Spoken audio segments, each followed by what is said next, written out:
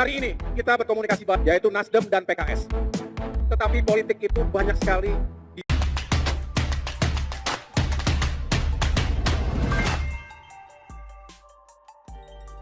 PKS senyum-senyum melihat Nasdem dan Demokrat rebutan cakar-cakaran. Ditulis oleh Eko Wibowo dari siwar.com.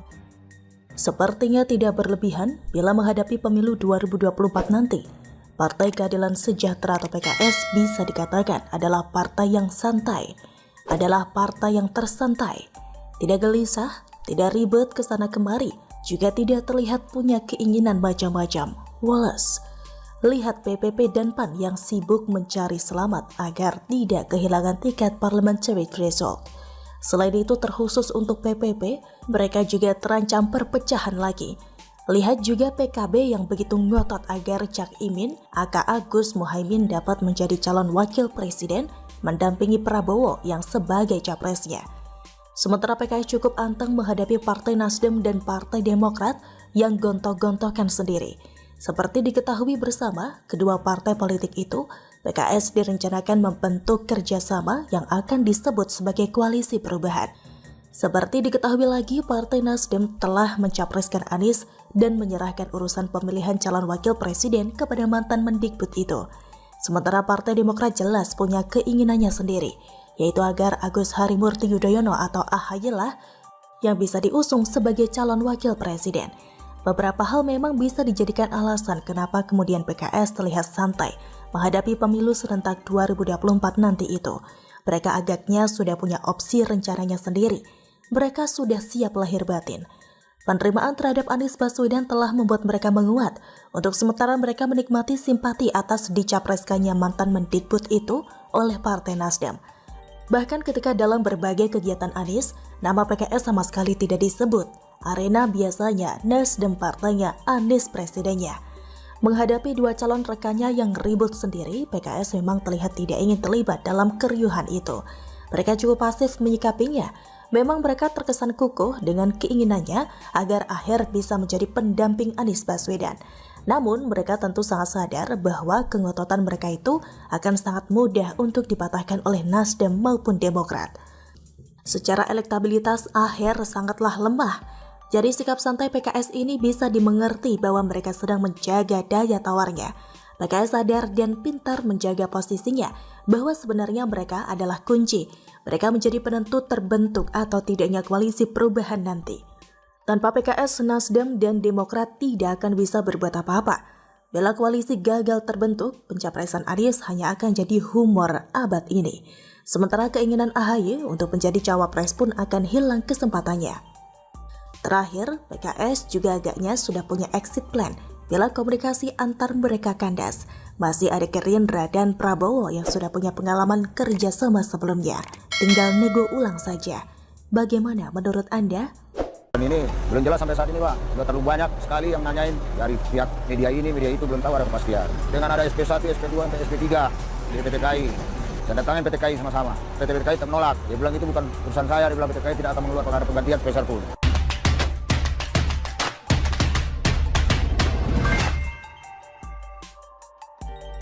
Tambah lagi masalah yang harus diselesaikan penjabat Gubernur Jakarta. Ditulis oleh Fransen Arianto dari siwar.com. Sekelompok warga berdemo di Kampung Susun Bayam atau KSB. Mereka adalah korban gusuran untuk pembangunan Jakarta International Stadium atau JIS. Mereka menuntut PT Jakarta Propertindo atau Jakpro untuk segera memberikan kunci ruang KSB. Janji-janjinya mana? Kami sudah tanda tangan di atas materai. SK sudah, katanya tanggal 20 November kemarin sudah ada. Sekarang tinggal terima kunci. Mana janjinya? Nggak ada.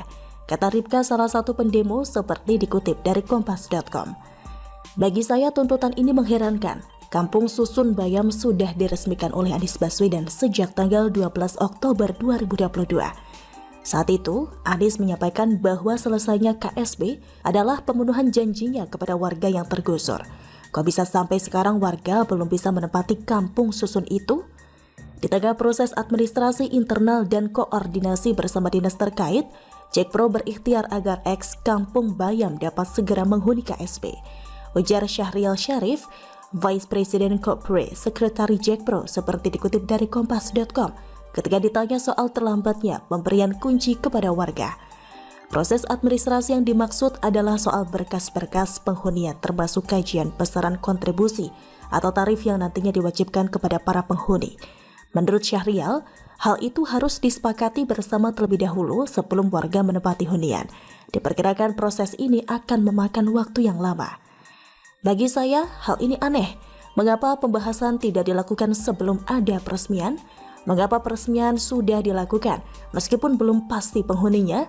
Bukankah bangunan menjadi kurang bagus jika tidak segera dihuni? Mengapa ada janji pemberian kunci di hari tertentu jika proses administrasi belum selesai?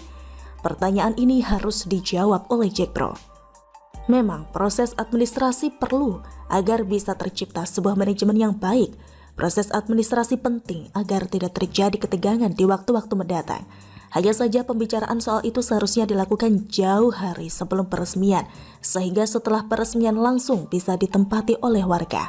Apakah peresmian waktu itu tidak memikirkan soal ini? Jangan-jangan peresmian dipercepat karena ada yang akan segera habis masa jabatannya. Kalau melihat kondisi sekarang ya sangat mungkin itu motivasinya. Bukankah ini kebijakan yang tidak berpihak kepada masyarakat, khususnya mereka yang menjadi korban gusuran? Ya, tentu saja tidak mungkin menagih penyelesaian dari pemimpin Jakarta sebelum ini.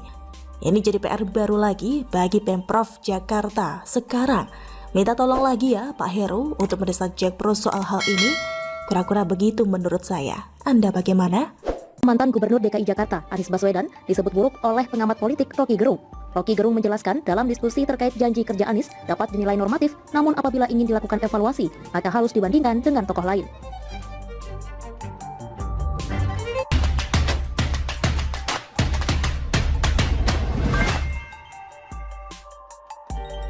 Wow, Rocky Gerung menilai Anies buruk dan kurang mampu merakyat. Ditulis oleh Widodo SP dari siwar.com. Rocky Gerung alias RG dikenal akan ucapan-ucapannya yang kerap menyindir dan mengkritik pemerintah dengan keras. Tidak jarang ada ngawurnya pula. Namun saat bicara menyangkut orang-orang yang berada sebarisan dengan dirinya, malah ucapan-ucapan RG cenderung baik. Jadi ketika belum lama ini RG mencoba menilai kinerja Anies Baswedan sebagai figur yang buruk dan kurang mampu bekerja. Bisakah setidaknya kita menilai bahwa kali ini RG sedang jujur terhadap penilaiannya akan sosok Anies? Mari perhatikan kutipan pernyataan RG berikut ini. Anies buruk, tapi ada yang jauh lebih buruk. Anies kurang mampu turun merakyat, ada yang lebih kurang mampu tuh.